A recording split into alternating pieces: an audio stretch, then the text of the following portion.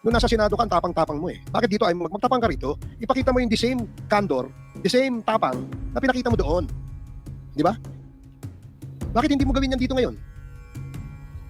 Nagtatago ka sa likod ng right against self-incrimination eh. Tinatanong sa'yo, irrelevant question. Matapang ka lang doon sa Senado kasi may kakampi ka? Dito ka magpakita ng tapang mo. Hindi yung nandoon ka lang. Alam mo, ang mahirap kasi sa'yo, gusto lang nating malaman ang katotohanan sa likod nito. Ang dami mo nang ginawa eh. Dinamay mo pa yung mga kasama na, hindi dahil sa kasama namin sila, kundi hindi tama ang nangyari at ginawa mo. You are trying to besmirch the reputation of this committee. Itong committee ito, hindi ito gawa-gawa lamang. Ito'y pinapayagan ng ating saligang batas. Ito'y pinapayagan at pinayagan ng 300 mahigit na membro ng Kongreso na kung saan ay merong mandato ng taong bayan. Ay wag mong bastusin ito. Yung tapang mo, nawawala eh.